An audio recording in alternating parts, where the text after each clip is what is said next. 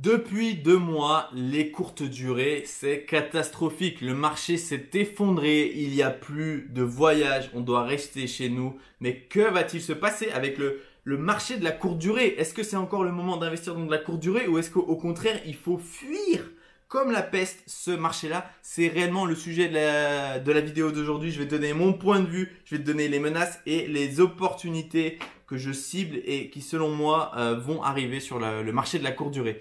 Yo pote, c'est Stan. Depuis 2013, j'investis dans l'immobilier et aujourd'hui, en 2020, j'achète et je rénove 15 appartements.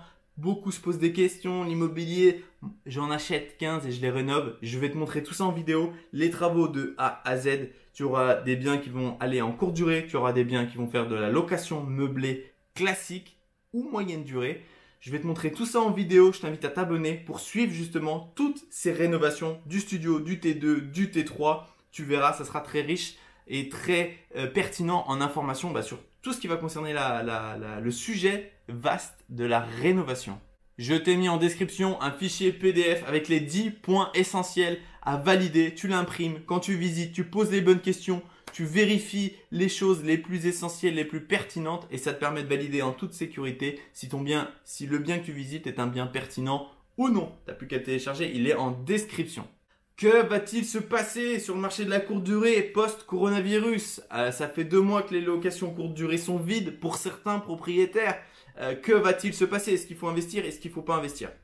Aujourd'hui, une chose est sûre, c'est que les propriétaires qui ne se sont pas adaptés à la situation, ils ont mangé du sable littéralement parce que pendant 2 mois, ils n'ont pas eu de locataires. Et j'en connais, j'ai plusieurs amis dont c'est le cas. Aujourd'hui, qu'est-ce qui va se passer? C'est que ces propriétaires-là qui ont mangé du sable, ils vont vouloir passer sur des locations meublées classiques. Donc, selon moi, le prix des meublés classiques dans certaines villes risque de chuter parce qu'on va avoir une augmentation de la demande. Et l'offre, elle restera toujours la même. Donc, quand on a plus de demandes et l'offre reste la même, automatiquement, les prix vont un petit peu baisser. Quand on est dans des très grandes agglomérations où il y avait un réel déficit de logement, peut-être que cette baisse va être réellement atténuée. Mais selon moi, dans les moyennes agglomérations, il va vraiment y avoir une petite baisse des appartements meublés parce que forcément, tous ceux qui sont en courte durée vont passer en location meublée classique. Si tu as mis en place des stratégies pertinentes, à savoir augmenter ton minimum de nuit, baisser drastiquement ton prix à la nuitée et que tu as pu louer correctement, convenablement, de quoi rembourser tes crédits et de quoi même faire des excédents, dans ce cas-là, tu vas pouvoir garder tes courtes durées. Tu vas pas changer ta stratégie, tu vas les garder, tu vas continuer sur cette stratégie-là. Au fur et à mesure du temps, tu vas pouvoir augmenter un petit peu tes prix à la nuitée et baisser tes minimums de séjour.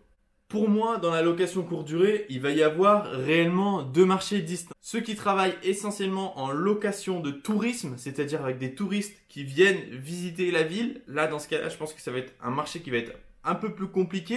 Et ce que je vous conseillerais, c'est de passer sur des durées moyennes, c'est-à-dire se positionner sur des minimums de nuitées beaucoup plus grandes avec des prix beaucoup plus bas à la nuitée, mais qui resteront sur le mois entier 10, 15 à 30% plus cher que ce qu'on peut trouver en location meublée sur le Bon Coin et également de proposer sur le Bon Coin des locations à la semaine avec des prix à la semaine, voire des prix au mois fortement dégressifs pour justement pouvoir toucher une population qui soit un peu plus grande et pas uniquement s'adresser aux voyageurs ou aux touristes car il y en aura beaucoup moins dans les semaines et dans les mois à venir. La deuxième chose, la deuxième partie de clientèle qui fait de la location courte durée et qui est plutôt orientée sur des voyages d'affaires, là, franchement, je me fais pas de soucis parce que les gens vont moins se déplacer, mais ils risquent d'augmenter leur durée de séjour. C'est-à-dire que plutôt que d'aller à Paris pour 2 jours, ils vont peut-être plutôt y aller 1 semaine. Plutôt que d'aller dans une usine faire une audit pendant 2-3 jours, ils vont planifier justement 1 semaine. Donc pour moi, réellement, il va toujours y avoir des déplacements professionnels, c'est obligatoire. En résumé, pour moi, l'impact sera plus sur la durée du séjour que réellement sur le nombre de séjours, même si effectivement, il y aura une baisse, surtout dans les premières semaines et les premiers mois à venir. Pour finir, si tu veux prendre un minimum de risque, ce que je te conseille, c'est de passer ta courte durée en moyenne durée. En quoi ça consiste exactement? Tu vas proposer à la location ton appartement avec tout inclus, donc les charges, eau, électricité, internet. Tu vas mettre le prix sur le Bon Coin, tu peux mettre le prix à la semaine ou au mois. personnellement, ce que je te conseille, c'est de mettre le prix au mois et tu vas proposer une gamme de tarifs variés, à savoir 1 mois, 2 mois, 3 mois, 6 mois, 9 mois. Tu vas proposer comme ça 5 tarifs qui seront adaptés à la durée de location.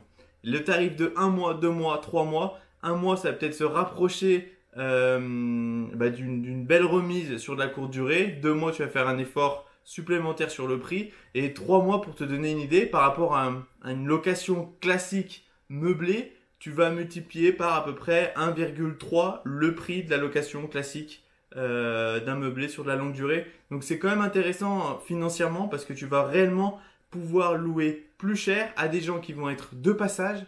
Bien souvent, ces gens de passage, leurs séjours sont payés directement par la société où ils ont des défraiements, des frais de déplacement. Donc tu prends aucun risque au niveau des loyers. C'est aussi ça l'avantage. Tu vas pouvoir maîtriser les paiements et tu vas être sûr de bien recevoir tes loyers.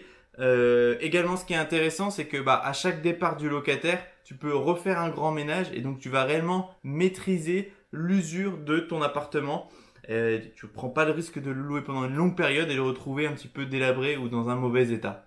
En résumé, qu'est-ce qu'il faut retenir de cette vidéo? On dit souvent le roi est mort, vive le roi. La location durée est morte il y a 2 mois de ça, vive la location courte durée. Je pense réellement qu'il y a une opportunité à s'adapter au marché actuel plutôt qu'à vouloir changer drastiquement parce que ça va être le choix de beaucoup de loueurs qui vont vouloir passer de la courte durée au meublé et on va se retrouver avec beaucoup de biens meublés d'un coup sur le marché et du coup l'offre pour ceux qui vont continuer à se déplacer, que ce soit du tourisme ou des déplacements professionnels, l'offre sera beaucoup moins forte et du coup vous aurez réellement quelque chose à jouer là-dessus. Donc reste en location courte durée, essaye simplement de t'adapter. Si tu ne veux pas prendre de risques, passe en location moyenne durée et tu verras, tu auras quand même des revenus significatifs sans pour autant avoir fait le virage à 180.